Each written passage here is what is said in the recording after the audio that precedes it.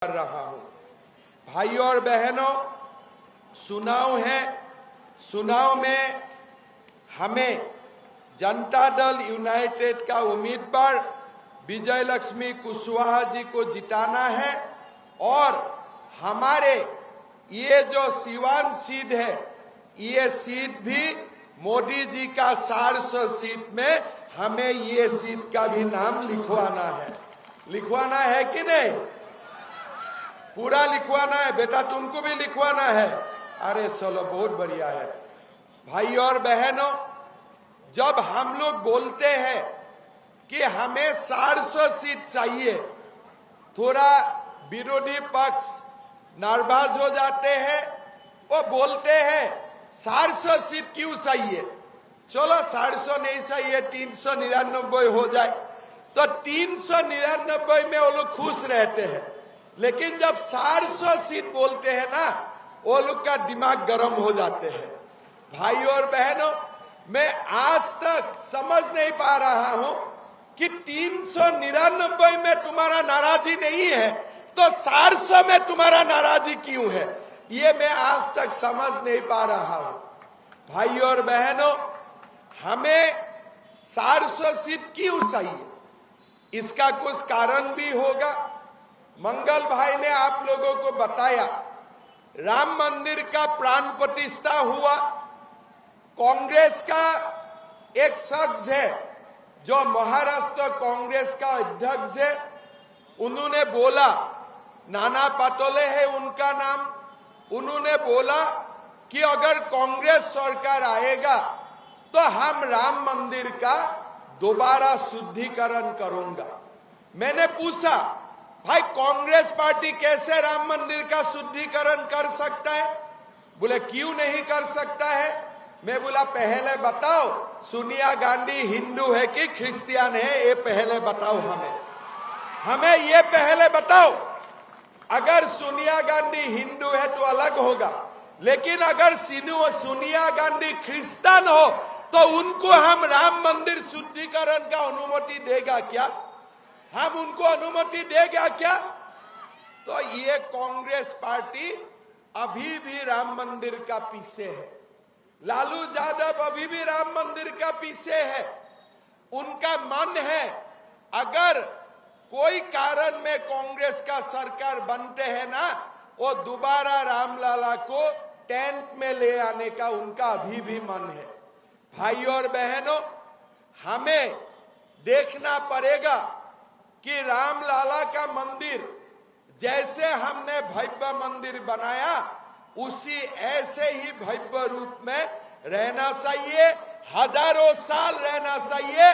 जब तक चंद्र और सूर्य रहेगा तब तक हमारा रामलला अयोध्या में रहना चाहिए। भाई और बहनों, लेकिन आप लोगों को जरूर ये जानकारी है, हमारा हिंदुओं का 3 मंदिरों पर बाबर और औरंगजेब ने आक्रमण चलाया था। ऐसे तो मुगल हो, मुसलमान जो लोग राजा थे, वो लोग तो देश का जितना भी मंदिर है सब तोड़ने का कोशिश किया था। असम में भी गया था, मां कामाख्या का मंदिर भी तोड़ा था, लेकिन वो अलग बात है, हमने इसको पुनर्निर्माण कर लिया। लेकिन हमारा देश में पहले अयोध्या में रामलला का मंदिर का जगह में बाबरी मस्जिद बना। दूसरा, जब औरंगजेब आया, उन्होंने हमारे मथुरा में कृष्ण जन्मभूमि में शाही ईदगाह बनवाया और काशी में बाबा विश्वनाथ का मंदिर का सामने ज्ञानवापी मंदिर था, उन्होंने ज्ञानवापी मस्जिद बनाई। भाई और बहनों, अभी तक हिंदुओं ने हमें रामलला का मंदिर में प्राण प्रतिष्ठा किया, इसलिए मोदी जी को आप लोगों ने 300 सीट दिया था। भाई और बहनों, आप हमें इस बार 400 सीट दीजिए, हम मथुरा में भी कृष्ण जन्मभूमि बनाऊंगा और काशी में भी ज्ञान व्यापी मंदिर दोबारा हम लोग बनाएगा। बनाना चाहिए कि नहीं चाहिए? बनाना चाहिए कि नहीं चाहिए? औरंगजेब ने जो हमारे कृष्ण जन्मभूमि में शाही ईदगाह बना के गया है, उनका जगह में दोबारा मंदिर बनाना है कि नहीं? हमें भाई और बहनों, हमें बनाना है। और मोदी जी अगर 400 सीट मिले तो मैं विश्वास करता हूं कृष्ण का जन्मभूमि भी बनेगा और काशी विश्वनाथ में ज्ञान व्यापी मंदिर भी बनेगा। ये पक्का है और ये काम हमारे भारतीय को, हिंदू को ये काम भी करना है।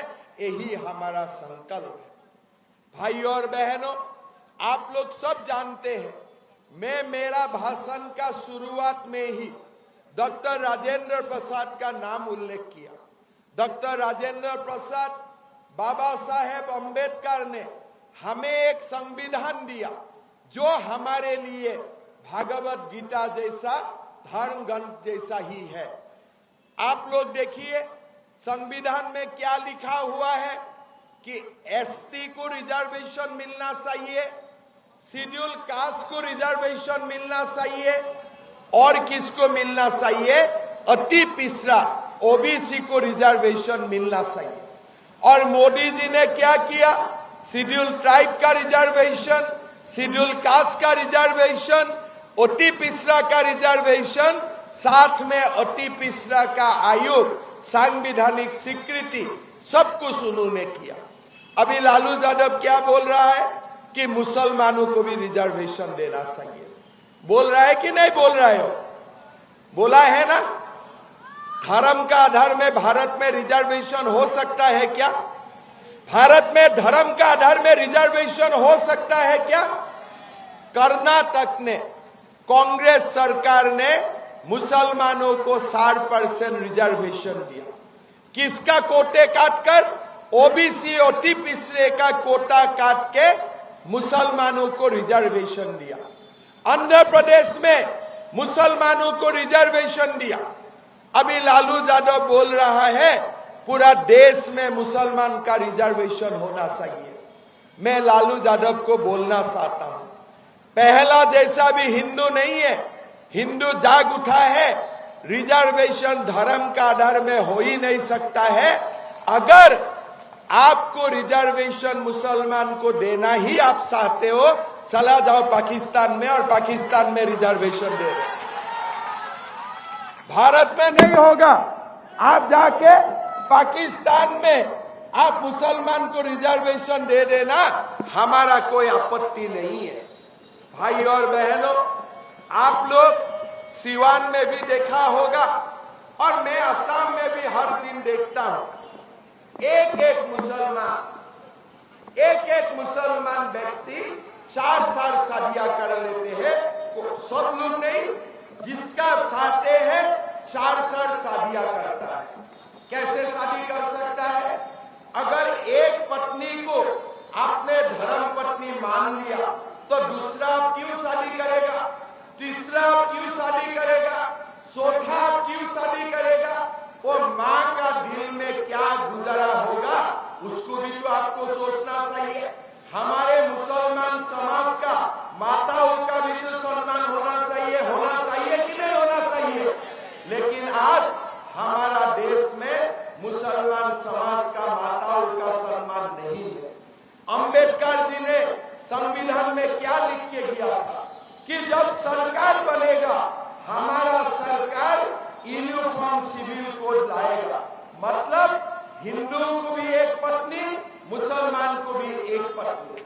हिंदू का बेटियों को भी पिता का संपत्ति में अधिकार मिलेगा, मुसलमान का बेटियों को भी पिता का संपत्ति में अधिकार मिलेगा।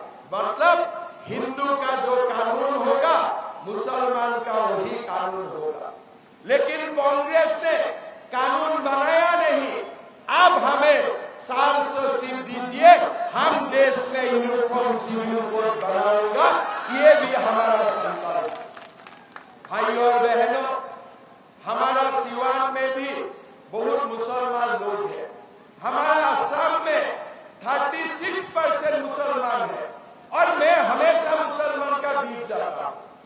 जब मीटिंग होते हैं ना, मैं स्टेज में नहीं रहता, मैं पूरा मुसलमान का बीच जाके बैठता हूँ और मैं उनको समझाता हूँ, भाई बेटा बेटियों को मदरसा में मत भेजो, बेटा बेटियों को मदरसा में मत भेजो। थोड़ा पहले मेरा ऊपर नाराज हुआ, फिर मैंने बोला कि भारत को मुल्ला चाहिए कि डॉक्टर इंजीनियर चाहिए? बोले नहीं, भारत को डॉक्टर इंजीनियर चाहिए। मैं बोला तो मुल्ला बनाने वाला दुकान बंद हो जाना चाहिए कि नहीं हो जाना चाहिए? तो मुल्ला बनाने वाला दुकान बंद होना चाहिए कि नहीं होना चाहिए? बोले नहीं साहब, आप तो ठीक बोला है, मैं असम में एक ही झटका में 800 मदरसा बंद कर दिया। चलो बंद करो, एक ही झटका में 800 मदरसा बंद कर दिया। पहले तो लोग मेरा ऊपर नाराज था, भाई मदरसा बंद कर दिया। अभी धीरे धीरे समझने लगा। मैं बोला देखो